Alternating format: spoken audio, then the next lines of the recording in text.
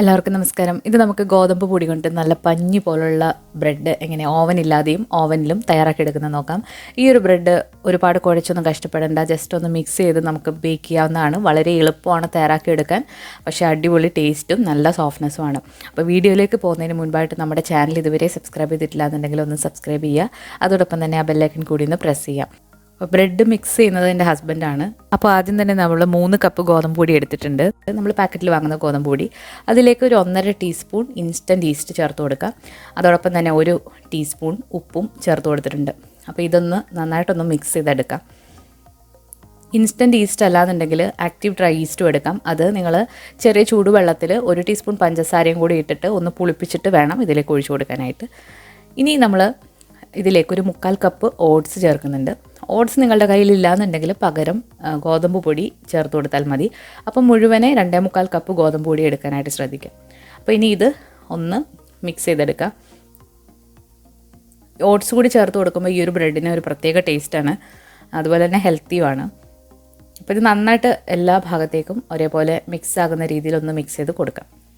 ഇനി നമ്മൾ മറ്റൊരു പാത്രത്തിലേക്ക് 2 ടേബിൾ സ്പൂൺ ഉപ്പില്ലാത്ത റൂം ടെമ്പറേച്ചറിലുള്ള ബട്ടറാണ്. ബട്ടറോ അല്ലെന്നുണ്ടെങ്കിൽ നിങ്ങൾക്ക് സൺഫ്ലവർ ഓയിലോ ഇഷ്ടമുള്ള ഓയിലും നിങ്ങൾക്ക് ഇതിലേക്ക് എടുക്കാവുന്നതാണ്. ഇതില്ലാന്നുണ്ടെങ്കിൽ നിങ്ങൾക്ക് പകരം നെയ്യും എടുക്കാവുന്നതാണ്. ആ ബട്ടർ നന്നായിട്ട് ഒരു തടിത്തവി വെച്ചിട്ടൊന്ന് മിക്സ് ചെയ്ത് കൊടുക്കാം.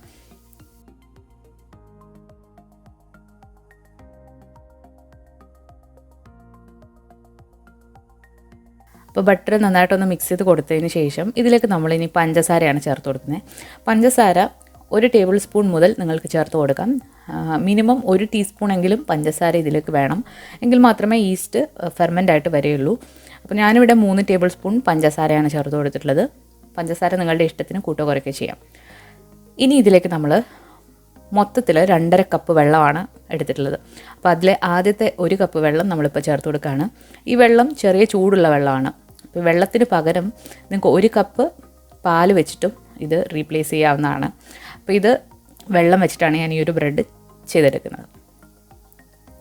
അപ്പോൾ മുഴുവനെ 2.5 കപ്പ് വെള്ളവും നമ്മൾ ആദ്യം തന്നെ ഒഴിച്ചു കൊടുക്കേണ്ട ആവശ്യമില്ല. ആദ്യം ഒരു 2 കപ്പ് വെള്ളം ഒഴിച്ചതിന് ശേഷം ഇത് നന്നായിട്ട് മിക്സ് ചെയ്യുക. അതിനുശേഷം നമ്മൾ നേരത്തെ മിക്സ് ചെയ്ത് വെച്ചിരിക്കുന്ന പൊടി കൂടി ഇതിലേക്ക് ഇട്ടിട്ട് ഈ തടിത്തവി വെച്ചിട്ട് ജസ്റ്റ് ഒന്ന് മിക്സ് ചെയ്തെടുക്കാം. 2 തവണകളായിട്ട് വേണം പൊടി ഇതിലേക്ക് ഇട്ട് കൊടുക്കാനായിട്ട്. മൈദ വെച്ച് ചെയ്യുമ്പോൾ ഇത്രയും വെള്ളം എടുക്കേണ്ട ആവശ്യമില്ല. ഗോതമ്പ് പൊടി മിക്സായി കിട്ടാൻ കുറച്ചുകൂടെ വെള്ളം വേണം. അതാണ് നമ്മൾ 2.5 കപ്പ് വെള്ളം എടുത്തിട്ടുള്ളത്. അപ്പോൾ ആദ്യത്തെ പാർട്ട് നമ്മൾ മിക്സ് ചെയ്തു. അടുത്ത ഭാഗം കൂടി ഇതിലേക്ക് ഇട്ട് കൊടുക്കുകയാണ്. ഇപ്പോൾ ചിലർക്ക് 2.5 കപ്പ് വെള്ളത്തിൽ കൂടുതൽ വേണ്ടി വന്നേക്കാം. അത് നമ്മൾ എടുക്കുന്ന ഗോതമ്പ് പൊടി അനുസരിച്ചിട്ടിരിക്കും. അപ്പോൾ അത് നിങ്ങൾ നോക്കിയിട്ട് ചെയ്യാം. എന്തായാലും നമ്മൾ ഈ ഒരു മാവ് ഇങ്ങനെ കുഴച്ചിട്ട് വരുമ്പോൾ കുറച്ച് ലൂസായിട്ടുള്ളൊരു മാവ് ആയിരിക്കണം. അപ്പോഴാണ് ഈ ഒരു ബ്രെഡ് നല്ല സോഫ്റ്റായിട്ട് വരിക. നിങ്ങൾ കുറേശ്ശെ വെള്ളം ഒഴിച്ചിട്ട് ഇതുപോലെ മിക്സ് ചെയ്തെടുക്കാം.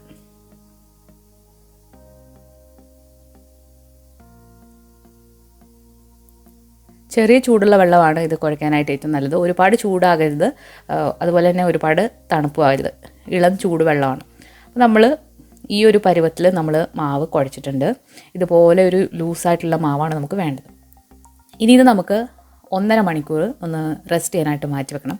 അപ്പോൾ അത് ഒരു പ്ലാസ്റ്റിക് റാപ്പ് വെച്ചിട്ടോ അല്ലാന്നുണ്ടെങ്കിൽ ഒരു നനഞ്ഞ ടവൽ ഇതിൻ്റെ മുകളിലിട്ടിട്ടോ നമുക്ക് ഇത് മാറ്റി വെക്കാം. നാട്ടിലൊക്കെ ആണെങ്കിൽ 1 മണിക്കൂർ ആകുമ്പോഴത്തേക്ക് ഇത് നന്നായിട്ട് പൊങ്ങി വരും. അല്ലാന്നുണ്ടെങ്കിൽ നിങ്ങൾ നോക്കണം, ഈ ഒരു മാവ് ഇരട്ടിയാകുന്ന സമയം വേണം ഇത് മാറ്റി വെക്കാനായിട്ട്. അപ്പോൾ എനിക്കിവിടെ 1.5 മണിക്കൂർ വേണ്ടി വന്നുള്ളൂ. അപ്പോൾ അത് റെസ്റ്റ് ചെയ്യാൻ വെക്കുന്ന സമയം കൊണ്ട് നമുക്ക് കേക്ക് ടിൻ എടുക്കാം. നമ്മൾ ഈ ഒരു ബ്രെഡ് കേക്ക് ടിന്നിലാണ് ചെയ്യുന്നത്. കേക്ക് ടിന്നോ നിങ്ങളുടെ കയ്യിൽ ഏത് പാത്രമാണോ അതെടുക്കാം. ഞാനിവിടെ ഒരു കേക്ക് ടിന്നും അതുപോലെ തന്നെ ഒരു നോൺ സ്റ്റിക്കിൻ്റെ സാധാരണ ഒരു സോസ് പാനുമാണ് എടുത്തിട്ടുള്ളത്. സോസ് പാനോ സ്റ്റീലിൻ്റെ പാത്രമോ ഏത് വേണമെങ്കിലും എടുക്കാം. അതിൽ കുറച്ച് ബട്ടർ ഒന്ന് തടവി വെച്ചിട്ടുണ്ട്. ഇതിപ്പോൾ നമ്മുടെ മാവ് പുളിക്കാനായിട്ട് വെച്ചിട്ട് 1.5 മണിക്കൂറായിട്ടുണ്ട്. അപ്പോൾ നല്ലതായിട്ട് ഇതുപോലെ ഫെർമെൻ്റ് ആയി വന്നിട്ടുണ്ട്. അപ്പോൾ ഗോതമ്പ് പൊടി കുറച്ചുകൂടെ നല്ലതായിട്ട് ഫെർമെൻ്റ് ആവും മൈദേനെക്കാട്ടിലും. ഇനി നമ്മളിതിന് മുകളിലായിട്ട് കുറച്ച് പൊടിയൊന്ന് ഇട്ട് കൊടുത്തിട്ട് നമുക്കിതൊന്ന് ഷേപ്പ് ചെയ്തെടുക്കാം. അപ്പോൾ ഇത് മൈദ പോലെ കുറച്ചുകൂടെ സ്റ്റിക്കിയാണ് ഈ ഒരു മാവ്. അപ്പോൾ നമ്മൾ കൗണ്ടർ ടോപ്പിൽ കുറച്ച് പൊടിയൊന്ന് ഇട്ടെടുത്തിട്ട് നമ്മൾ ഈ ഒരു ഫെർമെൻ്റ് ആയിട്ടുള്ള മാവ് ഈ കൗണ്ടർ ടോപ്പിലിട്ട് നമുക്കൊന്ന് ഷേപ്പ് ചെയ്തെടുക്കാം. ഇത് മൈദയെക്കാട്ടിലും കുറച്ചുകൂടെ ലൂസും അതുപോലെ സ്റ്റിക്കിയുമാണ്. അപ്പോൾ നമ്മൾ കയ്യിൽ ഇത് തൊടുകയാണെങ്കിൽ കയ്യിലൊട്ടി പിടിക്കും. അപ്പോൾ നമ്മൾ നന്നായിട്ട് പൊടി ഇട്ട് കൊടുത്തിട്ട് കയ്യിൽ കുറച്ച് വെള്ളം നനച്ചിട്ട് ചെയ്യാം. അല്ലാന്നുണ്ടെങ്കിൽ നല്ല വീതിയുള്ള കത്തിയോ അല്ലാന്നുണ്ടെങ്കിൽ എന്തെങ്കിലും ബോർഡോ ഉണ്ടെങ്കിൽ അത് വെച്ചിട്ടും ചെയ്തെടുക്കാവുന്നതാണ്. അപ്പോൾ ഇനി ഇതെങ്ങനെയാണ് നമ്മളൊന്ന് ഷേപ്പ് ചെയ്തെടുക്കുന്നത് നോക്കാം. വലിയ ഷേപ്പൊന്നും വേണ്ട, ജസ്റ്റ് ഇതൊന്ന് ഇതിൻ്റെ എയർ ബബിൾസൊക്കെ ഒന്ന് കളയാൻ വേണ്ടി ജസ്റ്റ് ഒന്ന് മിക്സ് ചെയ്താലും മതി. നമുക്കതിന് മുകളിലായിട്ട് കുറച്ച് പൊടി ഒന്നിട്ട് കൊടുക്കുക. ഒരുപാട് പൊടിയിട്ട് ഇത് വീണ്ടും കട്ടിയാക്കരുത്. ഈ ഒരു പരുവത്തിൽ വേണം മാവ് ഇരിക്കാനായിട്ട്. കുറച്ച് പൊടി ഒന്നിട്ട് കൊടുത്തതിന് ശേഷം ഞാനിവിടെ നമ്മൾ കേക്കൊക്കെ ഡെക്കറേറ്റ് ചെയ്യുന്ന ഈ ഒരു സ്ക്രാപ്പറാണ് എടുത്തിട്ടുള്ളത്. ഇത് വെച്ചിട്ട് ഇങ്ങനെ ഒന്ന് ഇതിൻ്റെ എയർ ബബിൾസ് ഒന്ന് കളയുക.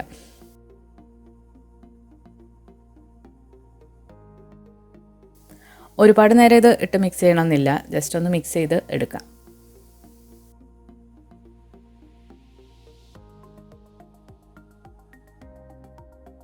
ഇവിടെ നമ്മൾ ഈ ഒരു ബ്രെഡ് 2 പാത്രത്തിലാണ് ബേക്ക് ചെയ്യുന്നത്. ഒരെണ്ണം ഓവനിലും ഒരെണ്ണം പ്രഷർ കുക്കറിലുമാണ് ചെയ്തെടുക്കുന്നത്. അപ്പോൾ ഞാനിത് 2ആയിട്ട് കുറച്ച് കഴിയുമ്പോൾ ഒന്ന് മുറിക്കും.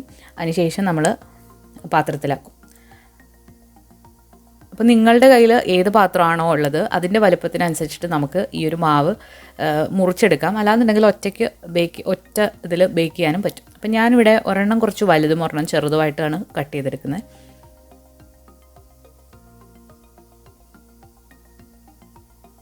ഇനി നമ്മൾ നേരത്തെ ബട്ടറോ എണ്ണയോ തടവി വെച്ചിരിക്കുന്ന പാത്രത്തിലേക്ക് ഈ ഒരു മാവ് ഒന്ന് വെച്ച് കൊടുക്കണം. അതിനുശേഷം നമ്മൾ വീണ്ടും ഇത് 1 മണിക്കൂർ ഒന്ന് മാറ്റി വെക്കണം. അപ്പോൾ അത് കുറച്ചുകൂടെ പൊടിയൊക്കെ ഇട്ട് ഇതുപോലെ ഒന്ന് ഒരു റൗണ്ട് ഷേപ്പിൽ ഒന്നാക്കി കൊടുക്കുക. ഒരുപാടിട്ട് പ്രസ് ചെയ്യരുത്.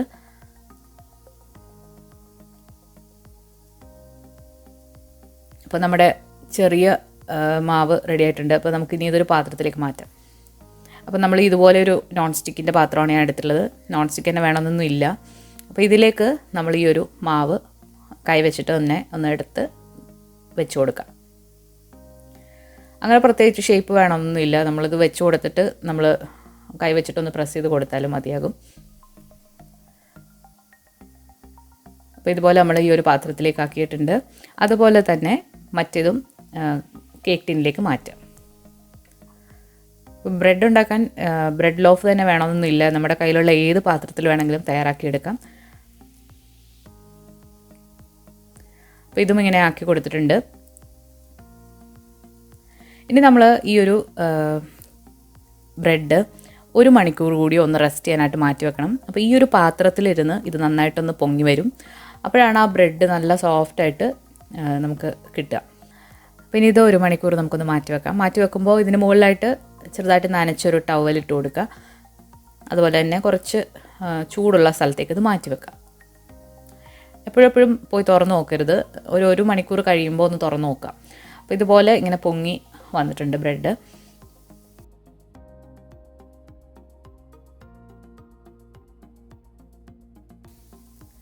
ഈ ഒരു ബ്രെഡിൻ്റെ മുകളിലായിട്ട് ചെറിയൊരു കട്ടിട്ട് കൊടുക്കാം.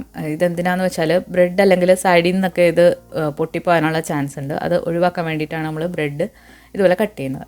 അതിനുശേഷം ഇതിന് മുകളിലായിട്ട് കുറച്ച് വെള്ളം ഒന്ന് ബ്രഷ് ചെയ്ത് കൊടുക്കാം. നമ്മൾ കുറച്ച് ഓട്സ് ഇതിന് മുകളിലായിട്ട് ഇടുന്നുണ്ട്. അപ്പോൾ അതൊന്ന് ഒട്ടിപ്പിടിച്ചിരിക്കാൻ വേണ്ടിയിട്ടാണ്.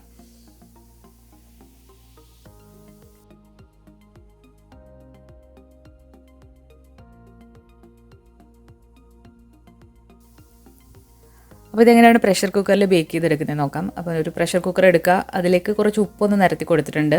അതിന് മുകളിലായിട്ടൊരു സ്റ്റീൽ റാക്കും വെച്ചിട്ടുണ്ട്. അപ്പോൾ അതിൻ്റെ മുകളിലേക്ക് നമ്മൾ ഈ ഒരു പാത്രം വെച്ച് കൊടുക്കാം. അതുപോലെ തന്നെ പ്രഷർ കുക്കറിൻ്റെ വാഷറും വിസിലും എടുക്കരുത്. ഇതിനി ഒരു മീഡിയം ഫ്ലെയിമിലിട്ടാണ് നമ്മൾ ബേക്ക് ചെയ്തെടുക്കുന്നത്. മീഡിയം ഹൈ ഫ്ലെയിമിലിട്ടാണ് ഞാൻ ബേക്ക് ചെയ്തെടുത്തിട്ടുള്ളത്. കാരണം ബ്രെഡ് കുറച്ചുകൂടെ സമയം എടുക്കും നമ്മൾ കേക്കിനെ അപേക്ഷിച്ചിട്ട്.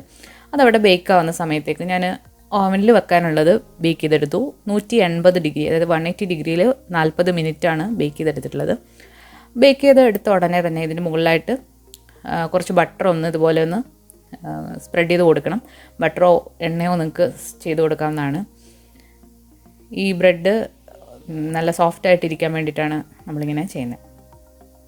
അതുപോലെ തന്നെ ഈ ഒരു പാത്രത്തിൽ നിന്ന് പെട്ടെന്ന് തന്നെ നമ്മളൊന്ന് മാറ്റിയിട്ട് തണുക്കാനായിട്ട് വെക്കണം. കാരണം ഇതിലിരുന്ന് ഇത് വിയർക്കും. അപ്പോൾ അത് ബ്രെഡിലൊരു ഈർപ്പം വന്നിട്ട് ബ്രെഡ് പെട്ടെന്ന് ചീത്തയാകും. അപ്പോൾ അത് ഒഴിവാക്കാൻ വേണ്ടിയിട്ട് പെട്ടെന്ന് തന്നെ നമ്മൾ ഈ ഒരു കേക്ക് ടിന്നിൽ നിന്ന് ഈ ഒരു ബ്രെഡ് മാറ്റണം. അപ്പോൾ കണ്ട ഒരു കേക്ക് പോലെ തോന്നുമെങ്കിലും ഇത് നല്ലൊരു അടിപൊളി ബ്രെഡാണ്. ഇത് കൊച്ചു കുട്ടികൾക്കൊക്കെ വളരെ ഇഷ്ടപ്പെടുന്ന ടേസ്റ്റിലുള്ളതാണ്. ബട്ടറും അതുപോലെ ഹണിയും സ്പ്രെഡ് ചെയ്ത് കൊടുക്കാനാണെങ്കിൽ വളരെ ടേസ്റ്റി ആയിട്ടുള്ള ഒരു അടിപൊളി ബ്രെഡാണ്. ഇത് ഇങ്ങനെ തന്നെ കഴിക്കാനും നല്ല ടേസ്റ്റാണ്. നമ്മൾ മൈദ വെച്ചിട്ട് ചെയ്യുന്നതിനെക്കാട്ടിലും വളരെ ടേസ്റ്റാണ് നമ്മൾ ഗോതമ്പ് പൊടി വെച്ചിട്ട് ഇങ്ങനെ ചെയ്യുമ്പോൾ. അപ്പോൾ ഇതുപോലെ നമ്മൾ ചൂടോടെ തന്നെ ഒരു കൂളിംഗ് റാക്കിലേക്ക് ഇട്ട് കൊടുത്തിട്ടുണ്ട്. നല്ല സോഫ്റ്റ് ആയിട്ടുള്ള ബ്രെഡാണ്. നമ്മൾ ഒരുപാട് കുഴച്ചൊന്നും കഷ്ടപ്പെട്ടില്ല, ജസ്റ്റ് മിക്സ് ചെയ്ത് മാറ്റി വെച്ചതേ ഉള്ളൂ. പക്ഷേ നമുക്ക് നല്ല സോഫ്റ്റ് ആയിട്ടുള്ള ബ്രെഡ് കിട്ടും. കടകളിൽ നിന്ന് വാങ്ങിക്കുന്ന ബ്രെഡിലൊക്കെ പ്രിസർവേറ്റീവും ഒക്കെ ചേർത്തിട്ടാവും വരിക. അപ്പോൾ മക്കൾക്കൊക്കെ ബ്രെഡ് തയ്യാറാക്കുമ്പോൾ ഇങ്ങനെ സിമ്പിളായിട്ട് വീട്ടിൽ തന്നെ തയ്യാറാക്കി കൊടുക്കാവുന്നതേ ഉള്ളൂ. അപ്പോൾ നമ്മൾ കുക്കറിൽ വെച്ചത് 1 മണിക്കൂർ വേണം ഈ ഒരു കുക്കറിൽ ഇത് ബേക്കായി കിട്ടാൻ വേണ്ടിയിട്ട്. ഞാനിവിടെ 1 മണിക്കൂർ കഴിഞ്ഞപ്പം ഒന്ന് തുറന്ന് നോക്കിയിട്ടുണ്ട്. അപ്പോൾ ഈ ഒരു ബ്രെഡിൻ്റെ സൈഡിൽ നിന്നൊക്കെ നന്നായിട്ട് വിട്ട് വന്നിട്ടുണ്ട്. പക്ഷേ ഇതിൻ്റെ മുകൾ ഭാഗം ബ്രൗൺ നിറമായിട്ടില്ല. അപ്പോൾ നിങ്ങൾക്ക് ബ്രൗൺ നിറം ആക്കണമെങ്കിൽ ഞാൻ ഈ പറയുന്ന പോലെ ചെയ്താൽ മതി. നമുക്കൊരു ടൂത്ത് പിക്ക് ഇൻസേർട്ട് ചെയ്ത് നോക്കാം ഇത് അകമൊക്കെ കുക്കായി വന്നിട്ടുണ്ടോ എന്ന്. പക്ഷേ അകമൊക്കെ നന്നായിട്ട് കുക്കായി വന്നിട്ടുണ്ട്. ഇനി ഇതിൻ്റെ മുകൾ ഭാഗം കുറച്ചൊരു ഒട്ടലും അതുപോലെ തന്നെ ബ്രൗൺ നിറം ആയിട്ടില്ല. അപ്പോൾ അതെങ്ങനെയാണ് നമുക്ക് ബ്രൗൺ നിറം ആക്കുന്നതെന്ന് നോക്കാം. അപ്പോൾ ഈ ഒരു പാത്രം നമ്മൾ പുറത്തെടുത്തതിന് ശേഷം ഒരു പ്ലേറ്റിലേക്കൊന്ന് ഇട്ട് കൊടുക്കുക.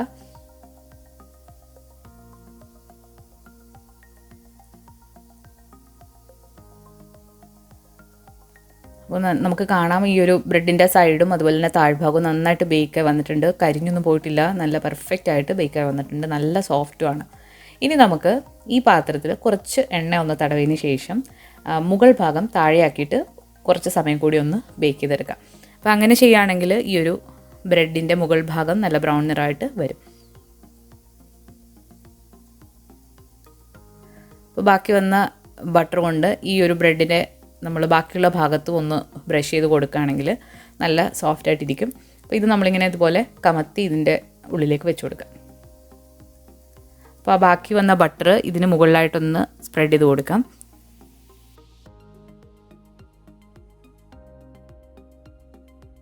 ഈ ഒരു ബ്രെഡ് പ്രഷർ കുക്കറിൽ തന്നെ ചെയ്യണം എന്നില്ല, നമുക്ക് സോസ് പാനിലും ചെയ്തെടുക്കാവുന്നതാണ്.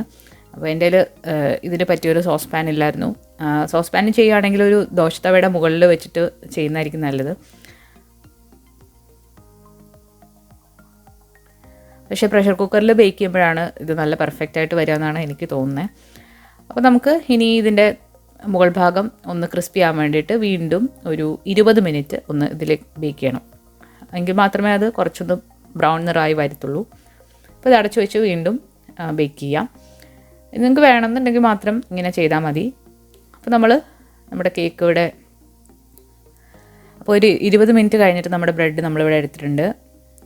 അപ്പോൾ ഇതിൻ്റെ മുകൾ ഭാഗവും കുറച്ച് ഒരു ലൈറ്റ് ബ്രൗൺ ആയി വന്നിട്ടുണ്ട്. അപ്പോൾ നല്ല സോഫ്റ്റ് ആയിട്ടുള്ള ബ്രെഡാണ്. അപ്പം ഓവനും ഒന്നും ഇല്ലാതെ വളരെ ഈസി ആയിട്ട് നമുക്ക് വീട്ടിൽ തന്നെ തയ്യാറാക്കിയെടുക്കാം. അപ്പോൾ ഇഷ്ടമുള്ള പാത്രത്തിൽ നിങ്ങൾക്ക് തയ്യാറാക്കിയെടുക്കാമെന്നാണ്. കുഴച്ചും ഒന്നും കഷ്ടപ്പെടേണ്ട. ഇനി നമുക്ക് ഈ 2 ബ്രെഡുകളും ഒന്ന് കട്ട് ചെയ്ത് നോക്കാം. അപ്പോൾ നിങ്ങൾക്ക് കാണാം ഓവനിൽ തയ്യാറാക്കിയ ബ്രെഡിൻ്റെ മുകൾ ഭാഗം നല്ല ബ്രൗൺ ആയിട്ടും വന്നിട്ടുണ്ട്. മറ്റേത് നമുക്ക് കൂടുതൽ സമയം എടുത്താൽ ബ്രൗൺ നിറമാകും ഒന്നുകൂടെ. പിന്നെ ഇതൊന്ന് കട്ട് ചെയ്ത് നോക്കാം.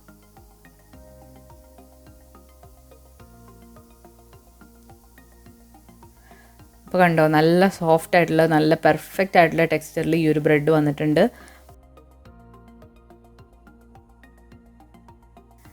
നല്ല ടേസ്റ്റി ബ്രെഡാണ്. ഈ ഒരു ബ്രെഡ് ബേക്ക് ചെയ്യുമ്പോൾ തന്നെ നല്ലൊരു മണമാണ്, നമ്മുടെ വീട് മുഴുവൻ നല്ലൊരു സ്മെല്ല് വരും. ഇതുണ്ടാക്കി വെച്ചാൽ വളരെ പെട്ടെന്ന് തന്നെ കാലിയാകും. അപ്പം മക്കൾക്കൊക്കെ കൊടുക്കാൻ പറ്റിയ നല്ല ബട്ടറൊക്കെ പുരട്ടിയിട്ട് കൊടുക്കാൻ പറ്റിയ നല്ലൊരു ബ്രെഡാണ്. അപ്പോൾ നമ്മൾ ഓവൻ ഇല്ലാതെ ചെയ്ത ബ്രെഡ് ഒന്ന് കട്ട് ചെയ്ത് കാണിക്കുക.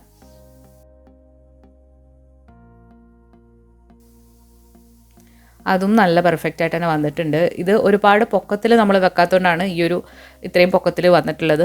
അപ്പോൾ നമുക്ക് വലിയ പാത്രം എടുത്ത് കൂടുതൽ മാവെടുത്ത് വെക്കുകയാണെങ്കിൽ നല്ല പെർഫെക്റ്റ് ആയിട്ട് തന്നെ വരും. അപ്പോൾ നിങ്ങൾ എത്ര അളവിൽ മാവാണോ വെക്കുന്നത് അതനുസരിച്ചിട്ട് സമയം കൂട്ടിയിട്ട് ബേക്ക് ചെയ്തെടുക്കുക. 1 മണിക്കൂർ ആകണം എന്നില്ല, നിങ്ങൾ വലിയ പാത്രത്തിൽ കൂടുതൽ അളവിൽ ബ്രെഡ് ചെയ്യുമ്പോൾ വേണ്ടി വരിക. അപ്പോൾ അത് നോക്കിയിട്ട് നിങ്ങൾ ബേക്ക് ചെയ്ത് എടുക്കുക. അപ്പോൾ വളരെ സിമ്പിളായിട്ട് ആർക്കും ഈസി ആയിട്ട് തയ്യാറാക്കാൻ പറ്റുന്ന ഒരു അടിപൊളി ബ്രെഡിൻ്റെ റെസിപ്പിയാണ്.